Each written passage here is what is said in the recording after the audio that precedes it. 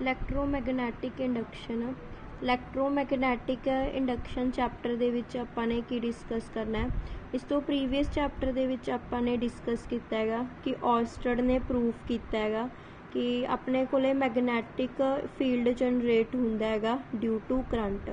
ਤਾਂ ਇਸ ਚੈਪਟਰ ਦੇ ਵਿੱਚ ਆਪਾਂ ਨੇ ਕੀ ਡਿਸਕਸ ਕਰਨਾ ਹੈ ਵੀ ਕਰੰਟ ਜਨਰੇਟ ਹੁੰਦੇ ਨੇਗੇ ਡਿਊ ਟੂ ਮੈਗਨੈਟਿਕ ਫੀਲਡ, ਮਤਲਬ ਰਿਵਰਸ ਹੈ ਆਪਣੇ ਕੋਲੇ ਉਸ ਚੈਪਟਰ ਦਾ। ਤਾਂ ਉਹਦੇ ਵਿੱਚ ਆਪਾਂ ਨੇ ਕੀ ਕਿਹਾ ਸੀ ਕਿ ਔਰਸਟਡ ਨੇ ਪ੍ਰੂਫ ਕੀਤਾ ਸੀ ਮੈਗਨੈਟਿਕ ਫੀਲਡ ਜਨਰੇਟ ਹੁੰਦੇ ਨੇ ਡਿਊ ਟੂ ਕਰੰਟ। ਇਸ ਚੈਪਟਰ ਦੇ ਵਿੱਚ ਆਪਾਂ ਨੇ ਡਿਸਕਸ ਕਰਨਾ ਹੈ ਕਰੰਟ ਜਨਰੇਟ ਹੁੰਦੇ ਨੇ ਡਿਊ ਟੂ ਮੈਗਨੈਟਿਕ ਫੀਲਡ। ਤਾਂ ਉਹਦਾ ਰਿਵਰਸ ਫਿਨੋਮੀਨਾ ਡਿਸਕਸ ਕਰਨਾ ਇਸ ਚੈਪਟਰ ਦੇ ਵਿੱਚ। ਤਾਂ ਆਪਣੇ ਕੋਲੇ ਕੀ ਹੈ ਓਵਲਾ ਫਿਨੋਮੀਨਾ ਜਿਹਦੇ ਵਿੱਚ ਮੈਗਨੈਟਿਕ ਫੀਲਡ ਕਰਕੇ ਕਰੰਟ ਜਨਰੇਟ ਹੁੰਦੇ ਨੇ, that is called electromagnetic induction. ਤੇ ਇਸ ਚੈਪਟਰ ਦੇ ਵਿੱਚ ਆਪਾਂ ਕੀ ਕਹਿਣਾ ਹੈਗਾ ਕਿ ਜਦੋਂ ਮੈਗਨੈਟਿਕ ਫੀਲਡ ਦੇ ਵਿੱਚ ਚੇਂਜ ਆਉਂਦਾ ਹੈ ਤਾਂ ਉਹਦੇ ਤੋਂ ਕਰੰਟ ਜਨਰੇਟ ਹੁੰਦੇ ਨੇ, that phenomena is called electromagnetic induction. ਇਸ ਚੈਪਟਰ ਦੇ ਵਿੱਚ ਆਪਾਂ ਇਲੈਕਟ੍ਰੋਮੈਗਨੈਟਿਕ ਇੰਡਕਸ਼ਨ ਫਿਨੋਮੀਨਾ ਨੂੰ ਕਿਸ ਤਰੀਕੇ ਨਾਲ ਸਟੱਡੀ ਕੀਤਾ ਗਿਆ, ਕਿਹੜੇ ਐਕਸਪੈਰੀਮੈਂਟ ਦੀ ਹੈਲਪ ਨਾਲ ਇਸ ਨੂੰ ਪ੍ਰੂਫ ਕੀਤਾ ਗਿਆ। ਡਿਸਕਸ ਕਰਨ ਤੋਂ ਪਹਿਲਾਂ ਇੱਕ ਟਰਮ ਡਿਸਕਸ ਕਰਨੀ ਹੈ ਜੋ ਕਿ ਇੰਪੋਰਟੈਂਟ ਹੈਗੀ ਇਸ ਫਿਨੋਮੀਨਾ ਦੇ ਨਾਲ ਰਿਲੇਟਡ ਹੈਗੀ, that is magnetic flux. Magnetic flux ਨੂੰ ਆਪਾਂ ਫਾਈ ਦੇ ਨਾਲ ਡਿਨੋਟ ਕਰ ਦਿਆਂਗੇ। ਮੈਗਨੈਟਿਕ ਫਲਕਸ ਕੀ ਹੁੰਦੀ ਹੈਗੀ ਆਪਣੇ ਕੋਲੇ ਕਿ ਕਿਸੇ ਪਰਟੀਕੂਲਰ ਏਰੀਏ ਦੇ ਵਿੱਚੋਂ ਕਿੰਨੀਆਂ number of magnetic field lines cross ਕਰ ਰਹੀਆਂ ਨੇਗੀਆਂ, ਉਸਨੂੰ ਮੈਜ਼ਰ ਕਰਨ ਦੇ ਲਈ ਆਪਾਂ ਟਰਮ ਯੂਜ਼ ਕਰਦੇ ਹਾਂ ਮੈਗਨੈਟਿਕ ਫਲਕਸ। ਮਤਲਬ ਪਰਟੀਕੂਲਰ ਏਰੀਏ ਦੇ ਵਿੱਚੋਂ ਕਿੰਨੀਆਂ ਫੀਲਡ ਲਾਈਨਸ ਕ੍ਰੋਸ ਕਰ ਰਹੀਆਂ ਨੇ, ਨੰਬਰ ਆਫ ਫੀਲਡ ਲਾਈਨਸ, ਉਸਨੂੰ ਮੈਜ਼ਰ ਕਰਨ ਦੇ ਲਈ ਆਪਾਂ ਟਰਮ ਯੂਜ਼ ਕਰ ਦਿਆਂਗੇ ਮੈਗਨੈਟਿਕ ਫਲਕਸ। ਤਾਂ ਇਸਦਾ ਮਤਲਬ ਮੈਗਨੈਟਿਕ ਫਲਕਸ ਹੈ ਜਿਹੜੀ ਫਾਈ ਹੈ ਉਹਦਾ ਫਾਰਮੂਲਾ ਕੀ ਬਣ ਗਿਆ ਆਪਣੇ ਕੋਲੇ, ਮੈਗਨੈਟਿਕ ਫੀਲਡ ਪਰਟੀਕੂਲਰ ਏਰੀਏ 'ਚੋਂ ਕਿੰਨਾ ਜਾ ਰਿਹਾ ਹੈਗਾ, ਕਿੰਨਾ ਲੱਗ ਰਿਹਾ ਪਰਟੀਕੂਲਰ ਏਰੀਏ ਦੇ ਵਿੱਚੋਂ, ਤਾਂ ਉਹਨੂੰ ਆਪਾਂ ਮੈਜ਼ਰ ਕਰਾਂਗੇ with the help of magnetic flux. ਠੀਕ ਹੈ ਜੀ। ਤਾਂ ਮੈਗਨੈਟਿਕ ਫਲਕਸ ਦਾ ਫਾਰਮੂਲਾ ਆ ਗਿਆ B/A। ਬਟ ਹਰ ਵਾਰ ਇਹ ਮੈਗਨੈਟਿਕ ਫੀਲਡ ਹੈ ਜਿਹੜਾ ਏਰੀਏ ਦੇ ਪੈਰਲਰ ਤਾਂ ਹੋਏਗਾ ਨਹੀਂ। ਤਾਂ ਇਸ ਨੂੰ ਜੇ ਆਪਾਂ ਪ੍ਰੋਪਰ ਵੇ ਦੇ ਵਿੱਚ ਐਕਸਪਲੇਨ ਕਰੀਏ ਤਾਂ ਮੈਗਨੈਟਿਕ ਫਲਕਸ ਦਾ ਫਾਰਮੂਲਾ ਹੁੰਦਾ ਹੈ phi is equal to BA cos theta. ਤਾਂ ਜੇ ਇਸ ਨੂੰ ਆਪਾਂ ਲਿਖੇ ਤਾਂ ਇਸ ਨੂੰ ਆਪਾਂ ਡਾਟ ਪ੍ਰੋਡਕਟ ਦੀ ਟਰਮਸ 'ਚ ਲਿਖ ਸਕਦੇ ਹਾਂ B vector dot A vector. But dot product ਹੈ ਜਿਹੜੀ ਹਮੇਸ਼ਾ ਉਹ ਕੀ ਹੁੰਦੀ ਹੈ ਆਪਣੇ ਕੋਲੇ ਸਕੇਲਰ ਕੁਆਂਟਿਟੀ ਹੁੰਦੀ ਹੈਗੀ। ਤਾਂ ਦੈਟ ਮੀਨਸ ਮੈਗਨੈਟਿਕ ਫਲਕਸ ਹੈ ਇੱਕ ਸਕੇਲਰ ਕੁਆਂਟਿਟੀ ਹੈ। ਵੈਸੇ ਵੀ ਜੇ ਦੇਖਿਆ ਜਾਵੇ ਇਹ ਨੰਬਰ ਆਫ ਫੀਲਡ ਲਾਈਨਸ ਹੈ ਤਾਂ ਨੰਬਰ ਦੀ ਨਾ ਕੋਈ ਡਾਇਰੈਕਸ਼ਨ ਨਹੀਂ ਹੁੰਦੀ, ਇਸ ਕਰਕੇ ਨੰਬਰ ਹਮੇਸ਼ਾ ਸਕੇਲਰ ਕੁਆਂਟਿਟੀ ਹੁੰਦੀ ਹੈਗੀ। ਤਾਂ ਇਸ ਮੈਗਨੈਟਿਕ ਫਲਕਸ ਹੈ ਜਿਹੜੀ ਆਪਣੇ ਕੋਲੇ ਫਸਟ ਪੁਆਇੰਟ 'ਚ ਗੱਲ ਕਰੀਏ ਸਕੇਲਰ ਕੁਆਂਟਿਟੀ ਹੈ। ਸੈਕਿੰਡ ਇਸ ਦੇ ਯੂਨਿਟਸ ਦੀ ਗੱਲ ਕਰੀਏ, ਮੈਗਨੈਟਿਕ ਫਲਕਸ ਦੇ ਯੂਨਿਟਸ ਹੁੰਦੇ ਨੇ ਵੈਬਰ। ਇਸ ਨੂੰ ਆਪਾਂ ਰਿਪਰੈਜ਼ੈਂਟ ਕਰ ਸਕਦੇ ਹਾਂ with the help of WB। ਜੇ ਆਪਾਂ ਇਸ ਦੇ ਫਾਰਮੂਲਾ ਯੂਨਿਟਸ ਦੀ ਗੱਲ ਕਰੀਏ ਤਾਂ ਮੈਗਨੈਟਿਕ ਫੀਲਡ ਦੇ ਯੂਨਿਟਸ ਕੀ ਹੁੰਦੇ ਨੇ ਟੈਸਲਾ, ਏਰੀਏ ਦੇ ਯੂਨਿਟਸ ਕੀ ਹੁੰਦੇ ਨੇ ਆਪਣੇ ਕੋਲੇ ਮੀਟਰ ਸਕੁਅਰ। ਤਾਂ ਇਸ ਦੇ ਯੂਨਿਟਸ ਕੀ ਬਣ ਗਏ ਆਪਣੇ ਕੋਲੇ ਟੈਸਲਾ ਮੀਟਰ ਸਕੁਅਰ। ਤਾਂ ਇਹਦੇ ਬਾਰੇ ਸੀਗਾ ਇਹ। ਸਿਮਿਲਰਲੀ ਇਸ ਦਾ ਆਪਾਂ ਡਿਮੈਂਸ਼ਨਲ ਫਾਰਮੂਲਾ ਬਣਾ ਸਕਦੇ ਹਾਂਗੇ। ਟੈਸਲਾ ਦਾ ਪਤਾ ਆਪਾਂ ਨੂੰ ਮੀਟਰ ਸਕੁਅਰ ਦਾ, ਤੇ ਇਹ ਤੋਂ ਆਪਾਂ ਡਿਮੈਂਸ਼ਨਲ ਫਾਰਮੂਲਾ ਲਿਖ ਸਕਦੇ ਹਾਂਗੇ ਮੈਗਨੈਟਿਕ ਫਲਕਸ ਦਾ। ਠੀਕ ਹੈ ਜੀ, ਉਹ ਤੁਸੀਂ ਖੁਦ ਲਿਖ ਸਕਦੇ ਹੋਗੇ। ਉਸ ਤੋਂ ਬਾਅਦ ਇੱਕ ਜਿਹੜੀ ਇੰਪੋਰਟੈਂਟ ਸੀਗੀ ਟਰਮ ਇਸ ਨੂੰ ਇਲੈਕਟ੍ਰੋਮੈਗਨੈਟਿਕ ਇੰਡਕਸ਼ਨ ਨੂੰ ਡਿਸਕਸ ਕਰਨ ਤੋਂ ਪਹਿਲਾਂ, ਤਾਂ ਕਰਕੇ ਆਪਾਂ ਨੇ ਡਿਸਕਸ ਕੀਤਾ ਮੈਗਨੈਟਿਕ ਫਲਕਸ। ਹੁਣ ਇਲੈਕਟ੍ਰੋਮੈਗਨੈਟਿਕ ਇੰਡਕਸ਼ਨ ਦਾ ਫਿਨੋਮੀਨਾ ਸੀ ਜਿਹੜਾ ਇਹ ਫੈਰਾਡੇ ਤੇ ਹੈਨਰੀ ਨੇ ਆਪਣੇ ਦੋ ਸਾਇੰਟਿਸਟਸ ਨੇਗੇ ਜਿਨ੍ਹਾਂ ਨੇ ਐਕਸਪਲੇਨ ਕੀਤਾ ਹੈਗਾ ਇਸ ਫਿਨੋਮੀਨਾ ਨੂੰ। ਠੀਕ ਹੈ ਜੀ। ਇਸ ਦੇ ਵਿੱਚ ਦੇਖੋ ਆਪਣੇ ਕੋਲੇ ਕੀ ਹੈਗਾ ਫੈਰਾਡੇ ਤੇ ਹੈਨਰੀ ਦੀ ਜੇ ਆਪਾਂ ਗੱਲ ਕਰੀਏ, ਇਹਨਾਂ ਨੇ 3 ਐਕਸਪੈਰੀਮੈਂਟ ਦੀ ਹੈਲਪ ਦੇ ਨਾਲ ਇਹ ਕਨਕਲੂਜ਼ਨ ਕੱਢਿਆ ਹੈਗਾ ਕਿ ਜਿਹੜਾ ਮੈਗਨੈਟਿਕ ਫੀਲਡ ਹੈਗਾ ਉਹਦੇ ਕਰਕੇ ਕਰੰਟ ਜਨਰੇਟ ਹੁੰਦੇ ਨੇ। ਕਿਵੇਂ? ਫਸਟ ਐਕਸਪੈਰੀਮੈਂਟ ਕੀਤਾ ਇਹਨਾਂ ਨੇ। ਫਸਟ ਐਕਸਪੈਰੀਮੈਂਟ ਦੇ ਵਿੱਚ ਕੀ ਕੀਤਾ, ਇੱਕ ਕੁਆਇਲ ਲਈ ਉਸ ਕੁਆਇਲ ਨੂੰ ਕੀ ਕੀਤਾ ਗਲਵੈਨੋਮੀਟਰ ਦੇ ਨਾਲ ਕਨੈਕਟ ਕੀਤਾ। ਹਾਂਜੀ, ਫਸਟ ਐਕਸਪੈਰੀਮੈਂਟ 'ਚ ਇੱਕ ਕੁਆਇਲ ਲਈ ਕੁਆਇਲ ਨੂੰ ਗਲਵੈਨੋਮੀਟਰ ਦੇ ਨਾਲ ਕਨੈਕਟ ਕੀਤਾ। ਹੁਣ ਦੇਖੋ ਇੱਥੇ ਨਾ ਤਾਂ ਕੋਈ ਮੈਗਨੈਟਿਕ ਫੀਲਡ ਦਾ ਹਜੇ ਸੋਰਸ ਹੈ, ਨਾ ਹੀ ਕਰੰਟ ਦਾ ਸੋਰਸ ਹੈਗਾ ਕੋਈ, ਤਾਂ ਕਰਕੇ ਜਿਹੜੀ ਗਲਵੈਨੋਮੀਟਰ ਦੀ ਰੀਡਿੰਗ ਹੈ ਉਹ ਕਿਹਦੇ ਉੱਪਰ ਹੈ ਆਪਣੇ ਕੋਲੇ 0 ਦੇ ਉੱਪਰ ਹੈ। उस तो बाद इन्हों ने की किया कि यह मैगनैटिक जिहड़ी मैगनेट नॉर्थ साउथ जिहदे दो पोल्स हुंदे ने उसनूं इसके नेड़े लैके आए। तो देखिया इन्होंने कि जदों ये फैराडे ते हैनरी मैगनैटिक कंपस मैगनेट नूं नेड़े लैके आ रहे सीगे तो जिहड़ी गलवैनोमीटर की रीडिंग पहला 0 ते सीगी हुण ओह किहदे उपर आ गई टूवर्ड्स राइट। हाँ जी, इस दे विच इन्हां ने की कीता जदों मैगनेट नूं नेड़े लैके आए जदों मतलब टूवर्ड्स दा कॉइल लैके आ रहे सी जिहड़ी मैगनैटिक फील्ड करके इस दे विच कॉइल च करंट जनरेट होया इसका मतलब तां करके गलवैनोमीटर की रीडिंग टूवर्ड्स राइट आई। उस तो बाद की किया मैगनेट नूं नेड़े लिया के रखता इस दे उपर ते इस दे विच चेंज नूं ऑबजर्व किया गया। तो उन्होंने की देखा कि जदों वो मैगनेट नूं स्टेशनरी रख रहे सी तो दोबारा तो रीडिंग जिहड़ी गलवैनोमीटर दी सी वो 0 दे उपर आ गई। तो इसका मतलब जदों मैगनेट नूं स्टेशनरी रख रहे सी तो जिहड़ी गलवैनोमीटर की रीडिंग सी फिर तो किते आ गई 0 ते। थर्ड टाइम इन्होंने की किया मैगनेट नूं दूर लैके जाना शुरू किया। तो जदों यह मैगनेट नूं दूर लैके जा रहे सीगे तो जिहड़ी गलवैनोमीटर की रीडिंग सी इस बार वो की आ रही सी टूवर्ड्स लैफ्ट आ रही सी। तो जदों अवे लैके जा रहे सी कॉइल तो जिहड़ी रीडिंग सीगी वो किधर आ रही सी टूवर्ड्स लैफ्ट। दैट मीनस इन्हां ने की कंकलूजन कढ़िया कि अपने कोले जदों भी मैगनैटिक फील्ड चेंज हो रहा हैगा उहदे करके करंट जनरेट हो रहे हैं। तो देखो स्टेशनरी दे विच क्यों नहीं होए, तो इन्हां ने ये चीज़ भी एक्सप्लेन की कि जदों तो आपां मैगनेट नूं टूवर्ड्स लैके आ रहे हैं उदों मैगनैटिक फील्ड चेंज हो रहा है। चेंज किवें हो रहा है, इनक्रीज हो रहा है, जिस दे करके जिहड़ी गलवैनोमीटर की रीडिंग सी किधर आ रही सी टूवर्ड्स राइट। उस तो बाद जो स्टेशनरी रखता मैगनेट नूं तो मैगनैटिक फील्ड हुण चेंज नहीं हो रहा। मैगनैटिक फील्ड की हो गया linked with the coil constant हो गया, जिस करके जिहड़ी रीडिंग सीगी वो की आ रही सीगी 0 आ रही सी। थर्ड बार इन्होंने जो अवे लैके जा रहे सी तो इस केस च मैगनैटिक फील्ड डिक्रीज हो रहा सी तां करके जिहड़ी रीडिंग सी वो किधर आ रही सी टूवर्ड्स लैफ्ट आ रही सी। दैट मीनस मैगनैटिक फील्ड के चेंज होने करके जिहड़े कॉइल सी उहदे विच करंट जनरेट हो रहे सी। इस फिनोमिना नूं ही कहा गया इलैक्ट्रोमैगनैटिक इंडक्शन। फिर इन्होंने सैकेंड एक्सपैरीमेंट किया। सैकेंड एक्सपैरीमेंट दे विच की किया, दोनों कॉइल्स लईआं। किवें इस दे विच हुण की किया कि आपां ने इन्हां ने एक कॉइल लई जिस दे विच गलवैनोमीटर लाया ते एक दूसरी कॉइल लई जिहदे विच की किया उसनूं बैटरी दे नाल कनैक्ट किया गया। ठीक है जी। हुण बैटरी दे नाल जदों इस कॉइल नूं कनैक्ट किया गया तो जिवें ही अपने कोले की लानी सी उरे जिवें ही की क्लोज कर रहे सी, मतलब अपने कोले की क्लोज है ते इहदे विचों करंट सर्किट दे विचों करंट जा रहे ने। हुण की किया गया, हुण इस कॉइल नूं इस दे नेड़े लैके जांदा गया। ठीक है जी। हुण उन्हां ने की किया, जिहड़ी सैकेंड कॉइल जिस चों करंट जा रहे सी कॉन्सटेंटली उहदे करके करंट करके इस च की जनरेट हो रहे सी मैगनैटिक फील्ड जनरेट हो रहा हैगा। तो हुण जदों वो कॉइल नूं नेड़े लैके जा रहे सी तो जिवें फस्ट एक्सपैरीमेंट दी रीडिंग सी सेम आईआं कि जदों मैगनेट नूं टूवर्ड्स लैके जा रहे सीगे कॉइल दे तो जिहड़ी गलवैनोमीटर की रीडिंग सी से किधर आ रही सीगी टूवर्ड्स राइट आ रही सी। उस तो बाद इसनूं नेड़े लिजा के मैगनेट दे दूसरी कॉइल दे रखिया तो जिहड़ी मैगनैटिक फील्ड सी इस टाइम दे उपर कॉन्सटेंट हो गई। इस करके जिहड़ी गलवैनोमीटर की रीडिंग सीगी इस बार फिर की आ गई अपने कोले 0 आ गई। थर्ड टाइम की किया गया कि इसने की किया मैगनेटिक फील्ड कंपस जिहड़ी कॉइल्स इसनूं दूर लैके गए तो हुण फिर तो करंट की रीडिंग आई बट इस बार किधर आई टूवर्ड्स लैफ्ट।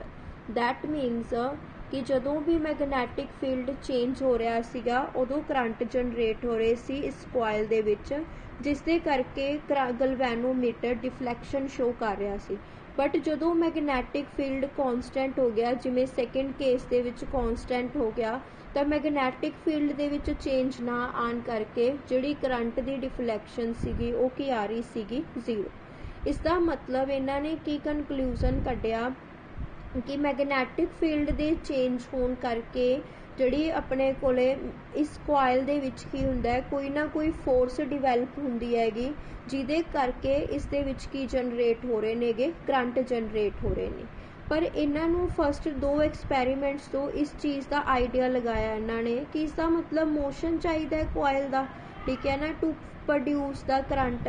ਬਟ ਹੁਣ ਇਹਨਾਂ ਨੇ 3rd ਐਕਸਪੈਰੀਮੈਂਟ ਦੇ ਵਿੱਚ ਕੀ ਕੀਤਾ, ਇੱਕ ਟਰਾਇਲ ਕੀਤਾ ਕਿ ਜੇ ਆਪਾਂ ਨਾ ਮੂਵ ਕਰਵਾਈਏ ਕੋਇਲ ਨੂੰ ਫਿਰ ਕਰੰਟ ਜਨਰੇਟ ਹੋ ਸਕਦੇ ਨੇ। ਤਾਂ 3rd ਐਕਸਪੈਰੀਮੈਂਟ ਦੇ ਵਿੱਚ ਕੀ ਕੀਤਾ ਗਿਆ, ਇੱਕ ਕੋਇਲ ਲਈ ਗਈ ਸਿਮਿਲਰ ਵੇ ਦੇ ਨਾਲ, ਠੀਕ ਹੈ ਜੀ, ਗਲਵੈਨੋਮੀਟਰ ਲਗਾਇਆ ਗਿਆ ਉਸ ਕੋਇਲ 'ਚ। ਦੂਸਰੀ ਕੋਇਲ ਇਸ ਦੇ ਬਿਲਕੁਲ ਨੇੜੇ ਪਲੇਸ ਕੀਤੀ ਗਈ, ਉਸ ਦੇ ਵਿੱਚ ਬੈਟਰੀ ਲਗਾਈ ਗਈ ਤੇ ਉਵੇਂ ਪਹਿਲਾਂ ਦੀ ਤਰ੍ਹਾਂ ਕੀ ਲਗਾਈ ਗਈ ਇਸ ਦੇ ਵਿੱਚ, ਠੀਕ ਹੈ। ਬਟ ਹੁਣ ਕਰੰਟ ਸਰਕਿਟ ਇੱਕਦਮ ਸਾਰਾ ਕਲੋਜ਼ ਨਹੀਂ ਹੈਗਾ, ਕੋਈ ਮੋਸ਼ਨ ਨਹੀਂ ਕਰਵਾਉਣਾ, ਤਾਂ ਕਰਕੇ ਗਲਵੈਨੋ ਹਜੇ ਜਿਹੜੀ ਸਰਕਿਟ ਸੀ ਉਹ ਓਪਨ ਸੀਗਾ। ਤਾਂ ਗਲਵੈਨੋਮੀਟਰ 'ਚ ਹੁਣ ਕੋਈ ਡਿਫਲੈਕਸ਼ਨ ਨਹੀਂ ਹੈਗੀ ਇਸ ਟਾਈਮ 'ਤੇ। ਫਿਰ ਇਹਨਾਂ ਨੇ ਕੀ ਕੀਤਾ, ਇਸ ਦੇ ਬਿਲਕੁਲ ਨੇੜੇ ਪਲੇਸ ਕਰਕੇ ਇਸ ਕੀ ਨੂੰ ਇੱਕਦਮ ਪ੍ਰੈਸ ਕੀਤਾ। ਤਾਂ ਜਦੋਂ ਹੀ ਕੀ ਨੂੰ ਇੱਕਦਮ ਪ੍ਰੈਸ ਕੀਤਾ ਤਾਂ ਇਸ ਦੇ ਵਿੱਚੋਂ ਕੀ ਹੋਇਆ, ਸਰਕਿਟ ਦੇ ਵਿੱਚੋਂ ਕਰੰਟ ਪਾਸ ਹੋਣਾ ਸ਼ੁਰੂ ਹੋ ਗਿਆ। ਜਦੋਂ ਕਰੰਟ ਇੱਕਦਮ ਪਾਸ ਹੋਣਾ ਸ਼ੁਰੂ ਹੋ ਗਿਆ ਤਾਂ ਇਸ ਕੋਇਲ ਦੇ ਵਿੱਚ ਮੈਗਨੈਟਿਕ ਫੀਲਡ ਇਨਕਰੀਜ਼ ਹੋ ਗਿਆ। ਬਟ ਕਿਉਂਕਿ ਇਹ ਮੈਗਨੇਟ ਕੋਇਲ ਇਸ ਦੇ ਬਿਲਕੁਲ ਨੇੜੇ ਪਈ ਹੈ ਤਾਂ ਇਸ ਦੇ ਵਿੱਚ ਮੈਗਨੈਟਿਕ ਫੀਲਡ ਇਨਕਰੀਜ਼ ਹੋਣ ਦੇ ਨਾਲ ਇਹਦੇ ਵਿੱਚ ਵੀ ਚੇਂਜ ਆਏ, ਠੀਕ ਹੈ ਜੀ। ਤਾਂ ਇਹਦੇ ਮੈਗਨੈਟਿਕ ਫੀਲਡ ਚੇਂਜ ਆਉਣ ਨਾਲ ਇਸ ਦੇ ਵਿੱਚ ਇੱਕ ਇਹੋ ਜਿਹੀ ਫੋਰਸ ਡਿਵੈਲਪ ਹੋਈ ਜਿਹਦੇ ਕਰਕੇ ਇਸ ਦੇ ਵਿੱਚ ਕਰੰਟ ਡਿਵੈਲਪ ਹੋਏ, ਜਿਹਦੀ ਜਿਹੜੀ ਮੈਗਨੈਟਿਕ ਜਿਹਦੀ ਰੀਡਿੰਗ ਗਲਵੈਨੋਮੀਟਰ ਤੋਂ ਪਤਾ ਲੱਗੀ ਆਪਾਂ ਨੂੰ ਕੀ ਆ ਰਹੀ ਸੀ, ਟੁਵਰਡਸ ਰਾਈਟ। ਹੁਣ ਕੀ ਕੀਤਾ ਗਿਆ, ਸਰਕਿਟ ਨੂੰ ਇਸ ਤਰੀਕੇ ਨਾਲ ਹੀ ਚੱਲਦਾ ਛੱਡਿਆ ਗਿਆ। ਤਾਂ ਜਿਹੜੀ ਗਲਵੈਨੋਮੀਟਰ ਦੀ ਰੀਡਿੰਗ ਸੀ ਆਫਟਰ ਸਮ ਸੈਕਿੰਡ ਸੀ ਕੀ ਹੋ ਗਈ, ਦੁਬਾਰਾ ਤੋਂ 0 ਹੋ ਗਈ, ਠੀਕ ਹੈ ਜੀ। ਦੈਨ ਫਿਰ ਕੀ ਕੀਤਾ ਗਿਆ, ਸਰਕਿਟ ਨੂੰ ਇੱਕਦਮ ਇਸ ਕੀ ਨੂੰ ਪਹਿਲਾਂ ਪ੍ਰੈਸ ਕੀਤਾ ਗਿਆ ਸੀ, ਹੁਣ ਇਸ ਨੂੰ ਇੱਕਦਮ ਰਿਲੀਜ਼ ਕੀਤਾ ਗਿਆ। ਤਾਂ ਜਿਹੜੀ ਜਦੋਂ ਇਸ ਨੂੰ ਇੱਕਦਮ ਰਿਲੀਜ਼ ਕੀਤਾ ਗਿਆ ਤਾਂ ਜਿਹੜੀ ਗਲਵੈਨੋਮੀਟਰ ਦੀ ਰੀਡਿੰਗ ਸੀ ਫਿਰ ਤੋਂ ਸ਼ੋ ਹੋਈ, ਕਿੱਧਰ ਉਸਨੂੰ ਸ਼ੋ ਹੋਈ, ਟੂਵਰਡਸ ਲੈਫਟ। ਦੈਟ ਮੀਨਸ ਕਿ ਆਪਣੇ ਕੋਲੇ ਕਰੰਟ ਹੁਣ ਵੀ ਜਨਰੇਟ ਹੋ ਰਿਹਾ। ਇਸ ਦਾ ਮਤਲਬ ਉਹਨਾਂ ਨੇ 3rd ਐਕਸਪੈਰੀਮੈਂਟ ਦੇ ਵਿੱਚ ਇਹ ਕਿਹਾ ਕਿ ਮੋਸ਼ਨ ਦਾ ਹੋਣਾ ਜ਼ਰੂਰੀ ਨਹੀਂ ਹੈਗਾ ਕਿ ਆਪਾਂ ਨੇ ਇੱਕ ਚੀਜ਼ ਨੂੰ ਮੂਵ ਹੀ ਕਰਵਾਉਣਾ ਹੈ। ਉਹਨਾਂ ਨੇ ਇੱਥੋਂ ਇਹ ਕਨਕਲੂਜ਼ਨ ਕੱਢਿਆ ਕਿ ਆਪਣੇ ਕੋਲੇ ਕਰੰਟ ਜਨਰੇਟ ਹੋਣ ਲਈ ਮੈਗਨੈਟਿਕ ਫੀਲਡ ਦਾ ਚੇਂਜ ਹੋਣਾ ਜ਼ਰੂਰੀ ਹੈ, ਜਾਂ ਤਾਂ ਉਹ ਮੋਸ਼ਨ ਨਾਲ ਹੋਵੇ ਜਾਂ ਕਿਸੇ ਹੋਰ ਤਰੀਕੇ ਨਾਲ ਹੋਵੇ। ਜਿਵੇਂ ਇਸ ਕੇਸ ਦੇ ਵਿੱਚ ਕੀ ਦੇ ਇੱਕਦਮ ਪ੍ਰੈਸ ਕਰਨ ਦੇ ਨਾਲ ਤੇ ਇੱਕਦਮ ਰਿਲੀਜ਼ ਕਰਨ ਦੇ ਨਾਲ ਮੈਗਨੈਟਿਕ ਫੀਲਡ 'ਚ ਚੇਂਜ ਆ ਰਿਹਾ ਸੀ, ਜਿਸ ਦੇ ਕਰਕੇ ਆਪਣੇ ਕੋਲੇ ਕਰੰਟ ਜਨਰੇਟ ਹੋ ਰਿਹਾ ਸੀ। ਤਾਂ ਉਹਨਾਂ ਨੇ ਇਸ ਤੋਂ ਕੀ ਕਨਕਲੂਜ਼ਨ ਕੱਢਿਆ ਕਿ ਆਪਣੇ ਕੋਲੇ ਮੈਗਨੈਟਿਕ ਫੀਲਡ ਦੇ ਚੇਂਜ ਹੋਣ ਨਾਲ ਕਰੰਟ ਜਨਰੇਟ ਹੁੰਦੇ ਨੇ ਤੇ ਇਸ ਫਿਨੋਮੀਨਾ ਨੂੰ ਕੀ ਨਾਮ ਦਿੱਤਾ, ਇਲੈਕਟ੍ਰੋਮੈਗਨੈਟਿਕ ਇੰਡਕਸ਼ਨ, ਠੀਕ ਹੈ ਜੀ। ਹੁਣ ਆਪਣੇ ਕੋਲੇ ਇਸ ਇਲੈਕਟ੍ਰੋਮੈਗਨੈਟਿਕ ਇੰਡਕਸ਼ਨ ਦੇ ਵਿੱਚ ਜੇ ਆਪਾਂ ਨੇ ਦੇਖਿਆ ਮੈਗਨੈਟਿਕ ਫੀਲਡ ਦੇ ਚੇਂਜ ਹੋਣ ਨਾਲ ਕਰੰਟ ਪ੍ਰੋਡਿਊਸ ਹੋ ਰਹੇ ਨੇ। ਹੁਣ ਇਸ ਦਾ ਰੀਜ਼ਨ ਲੱਭਣ ਦੀ ਕੋਸ਼ਿਸ਼ ਕੀਤੀ ਗਈ ਕਿ ਮੈਗਨੈਟਿਕ ਫੀਲਡ ਦੇ ਚੇਂਜ ਹੋਣ ਨਾਲ ਕਰੰਟ ਕਿਵੇਂ ਜਨਰੇਟ ਹੋ ਗਏ, ਕੀ ਫਿਨੋਮੀਨਾ ਲੱਗਿਆ ਕਿ ਕਰੰਟ ਜਨਰੇਟ ਹੋ ਗਏ, ਠੀਕ ਹੈ। ਕਿਉਂ ਜਨਰੇਟ ਹੋਏ ਕਰੰਟ, ਚੇਂਜ ਹੋਣ ਨਾਲ ਹੀ ਕਿਉਂ ਜਨਰੇਟ ਹੋਏ। ਇਹਦਾ ਆਨਸਰ ਕੀ ਫਾਈਂਡ ਆਊਟ ਕੀਤਾ ਗਿਆ ਕਿ ਜਦੋਂ ਵੀ ਮੈਗਨੈਟਿਕ ਫੀਲਡ ਕੋਇਲ ਨਾਲ ਲਿੰਕ ਚੇਂਜ ਹੁੰਦੇ ਨੇ ਤਾਂ ਜਿਹੜੀ ਕੋਇਲ ਜਿਹਦੇ ਨਾਲ ਪਈ ਹੈਗੀ, ਠੀਕ ਹੈ, ਉਸ ਦੇ ਵਿੱਚ ਇੱਕ ਇਹੋ ਜਿਹੀ ਫੋਰਸ ਡਿਵੈਲਪ ਹੁੰਦੀ ਹੈ ਜਿਸ ਨੂੰ ਨਾਮ ਦਿੱਤਾ ਗਿਆ EMF, ਯਾਨੀ ਕਿ ਇਲੈਕਟ੍ਰੋਮੋਟਿਵ ਫੋਰਸ। ਜਿਹੜੀ ਇਹ ਫੋਰਸ ਹੈਗੀ ਇਹ ਕੀ ਕਰਦੀ ਹੈ, ਮੈਗਨੈਟਿਕ ਫੀਲਡ ਦਾ ਅਪੋਜ਼ ਕਰਦੀ ਹੈ। ਮਤਲਬ ਜਦੋਂ ਵੀ ਮੈਗਨੈਟਿਕ ਫੀਲਡ ਚੇਂਜ ਹੁੰਦਾ ਹੈ ਤਾਂ ਕੋਇਲ ਦੇ ਵਿੱਚ EMF ਡਿਵੈਲਪ ਹੁੰਦੀ ਹੈ ਜਿਹੜੀ ਉਸ ਚੇਂਜ ਨੂੰ ਕੀ ਕਰਦੀ ਹੈ, ਅਪੋਜ਼ ਕਰਦੀ ਹੈ। ਤਾਂ ਜਦੋਂ ਉਹ ਉਸ ਚੇਂਜ ਨੂੰ ਅਪੋਜ਼ ਕਰਦੀ ਹੈ ਤਾਂ ਉਹ ਕੀ ਹੈ, ਸਰਕਿਟ ਦੇ ਵਿੱਚ ਕੀ ਇੰਡਿਊਸ ਕਰ ਦਿੰਦੀ ਹੈਗੀ, ਕਰੰਟ। ਤਾਂ that means current magnetic field ਤੋਂ ਕਰੰਟ ਪ੍ਰੋਡਿਊਸ ਹੋਣ ਦਾ ਕਾਰਨ ਕੀ ਹੈ, ਆਪਣੇ ਕੋਲੇ EMF ਵਿਚ ਇਜ਼ ਕਾਲਡ ਇਲੈਕਟ੍ਰੋਮੋਟਿਵ ਫੋਰਸ। ਤੇ ਕਦੋਂ ਡਿਵੈਲਪ ਹੋਏਗੀ, ਜਦੋਂ ਮੈਗਨੈਟਿਕ ਫੀਲਡ ਦੇ ਵਿੱਚ ਚੇਂਜ ਆਏਗਾ। ਤਾਂ ਮੈਗਨੈਟਿਕ ਫੀਲਡ ਦੇ ਵਿੱਚ ਚੇਂਜ ਆਉਣ ਦੇ ਨਾਲ ਕੀ ਹੋਏਗਾ, ਮੈਗਨੈਟਿਕ ਫਲਕਸ ਚੇਂਜ ਹੋਏਗੀ। ਮੈਗਨੈਟਿਕ ਫਲਕਸ ਦਾ ਅਪੋਜ਼ ਕਰਨ ਦੇ ਲਈ ਇੱਕ ਫੋਰਸ ਡਿਵੈਲਪ ਹੋਏਗੀ ਜਿਹੜੀ ਕਿ ਨਾਮ ਦਿੱਤਾ ਗਿਆ EMF, ਜਿਹਦੇ ਕਰਕੇ ਆਪਣੇ ਕੋਲੇ ਕੀ ਜਨਰੇਟ ਹੋਣਗੇ, ਕਰੰਟ। ਤਾਂ ਦੈਟ ਮੀਨਸ ਜਿਹੜਾ ਆਪਣੇ ਕੋਲੇ ਜੇ ਪੁੱਛ ਲੈਣ ਕੌਜ਼ ਆਫ ਕਰੰਟ ਵੀ ਮੈਗਨੈਟਿਕ ਫੀਲਡ ਕਰਕੇ ਕਰੰਟ ਕਿਉਂ ਜਨਰੇਟ ਹੁੰਦੇ ਨੇਗੇ due to this force which is called EMF। ਤਾਂ EMF ਕਰਕੇ ਜਿਹੜੇ ਆਪਣੇ ਕੋਲੇ ਕਰੰਟ ਡਿਵੈਲਪ ਹੁੰਦੇ ਨੇ। ਹੁਣ EMF ਕਿਵੇਂ ਡਿਵੈਲਪ ਹੁੰਦੀ ਹੈ, ਕਿਸ ਡਾਇਰੈਕਸ਼ਨ 'ਚ ਹੁੰਦੀ ਹੈ, ਇਹਨੂੰ ਆਪਾਂ ਐਕਸਪਲੇਨ ਕਰਾਂਗੇ with the help of lens law. But ਉਸ ਤੋਂ ਪਹਿਲਾਂ ਫੈਰਾਡੇ ਨੇ ਆਪਣੇ 2 ਲਾਅਸ ਦਿੱਤੇ ਇਸ ਇਲੈਕਟ੍ਰੋਮੈਗਨੈਟਿਕ ਇੰਡਕਸ਼ਨ ਦੇ ਨਾਲ ਰਿਲੇਟਡ ਫਿਨੋਮੀਨਾ ਦੇ ਵਿੱਚ। ਤਾਂ ਉਸ ਤੋਂ 2 ਲਾਅਸ ਦਿੱਤੇ, ਜਿਸ ਦੇ ਵਿੱਚੋਂ ਫਸਟ ਲਾਅ ਸੀ ਜਿਹੜਾ ਆਪਣੇ ਕੋਲੇ ਉਹ ਕੀ ਕਹਿ ਰਿਹਾ ਸੀਗਾ। ਫਸਟ ਲਾਅ ਦੇ ਵਿੱਚ whenever the amount of magnetic flux linked with the coil changes, ਕਿ ਜਦੋਂ ਵੀ ਮੈਗਨੈਟਿਕ ਫਲਕਸ ਕੋਇਲ ਦੇ ਨਾਲ ਲਿੰਕ ਹੈ ਜਿਹੜੀ ਚੇਂਜ ਹੋਏਗੀ ਤਾਂ ਐਨ EMF is induced in the circuit, ਕਿ ਸਰਕਿਟ ਦੇ ਵਿੱਚ ਕੋਈ ਇਹੋ ਜਿਹੀ ਫੋਰਸ ਜਿਸ ਨੂੰ EMF ਕਹਿ ਰਹੇ ਇਲੈਕਟ੍ਰੋਮੋਟਿਵ ਫੋਰਸ ਕਹਿ ਰਹੇ ਡਿਵੈਲਪ ਹੋਏਗੀ, ਜਿਹੜੀ ਕਿ ਕਦੋਂ ਤੱਕ ਰਹੇਗੀ, ਜਦੋਂ ਤੱਕ ਮੈਗਨੈਟਿਕ ਫਲਕਸ ਦੇ ਵਿੱਚ ਚੇਂਜ ਆਏਗਾ, ਜਿਸ ਦੇ ਕਰਕੇ ਕੀ ਡਿਵੈਲਪ ਹੋਣਗੇ ਆਪਣੇ ਕੋਲੇ ਕਰੰਟ ਡਿਵੈਲਪ ਹੋਣਗੇ।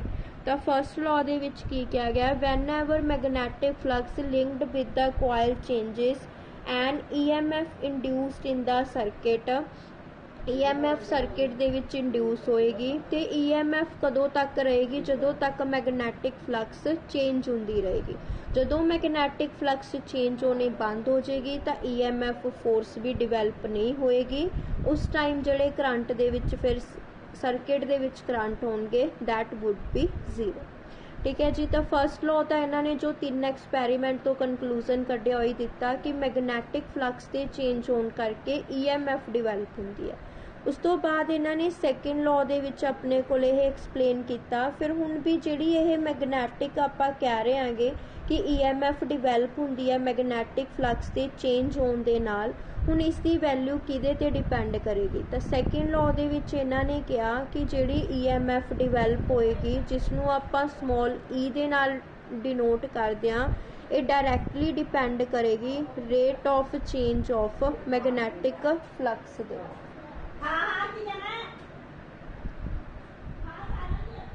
ਠੀਕ ਹੈ ਜੀ। ਹੁਣ ਆਪਾਂ ਨੂੰ ਇੰਨਾ ਤਾਂ ਪਤਾ ਹੀ ਹੈ ਵੀ EMF ਕਿਉਂ ਡਿਵੈਲਪ ਹੋਈ ਹੈ, ਮੈਗਨੈਟਿਕ ਫਲਕਸ ਦੇ ਚੇਂਜ ਹੋਣ ਕਰਕੇ। ਠੀਕ ਹੈ ਜੀ। ਤਾਂ ਮੈਗਨੈਟਿਕ ਫਲਕਸ ਦੇ ਚੇਂਜ ਹੋਣ ਕਰਕੇ EMF ਡਿਵੈਲਪ ਹੋਈ ਹੈ। ਤਾਂ ਓਬਵੀਅਸ ਜੀ ਗੱਲ ਹੈ ਮੈਗਨੀਟਿਊਡ EMF ਦਾ ਕਿਤੇ ਡਿਪੈਂਡ ਕਰੂ rate of change of magnetic flux ਤੇ। ਮਤਲਬ ਰੇਟ ਦਾ ਮਤਲਬ ਕੀ ਹੁੰਦਾ, ਟਾਈਮ ਦੇ ਨਾਲ ਜੋ ਚੇਂਜਿਸ ਆ ਰਹੇ ਨੇ। ਤਾਂ ਮੈਗਨੈਟਿਕ ਫਲਕਸ ਦੇ ਵਿੱਚ ਜੋ ਟਾਈਮ ਦੇ ਨਾਲ ਚੇਂਜਿਸ ਆ ਰਹੇ ਨੇਗੇ ਉਹਦੇ ਕਰਕੇ ਜਿਹੜੀ ਆਪਣੇ ਕੋਲ EMF ਡਿਵੈਲਪ ਹੋਈ ਹੈ। ਤਾਂ ਮੈਗਨੀਟਿਊਡ ਆਫ EMF ਡਿਪੈਂਡ ਕਰੂਗਾ ਆਪਣੇ ਕੋਲੇ change in magnetic flux. Rate of change ਕਿਆ ਹੈ ਤਾਂ ਵਿਦ ਟਾਈਮ। ਠੀਕ ਹੈ ਜੀ। ਤਾਂ EMF ਡਾਇਰੈਕਟਲੀ ਪ੍ਰਪੋਰਸ਼ਨਲ ਟੂ ਚੇਂਜ ਕਿਵੇਂ ਕਰਦੇ ਹਾਂ ਆਪਾਂ, ਡਿਫਰੈਂਸ ਲੈ ਕੇ। ਤਾਂ φ2 - φ1 upon t ਵੀ ਪਹਿਲਾਂ ਜੇ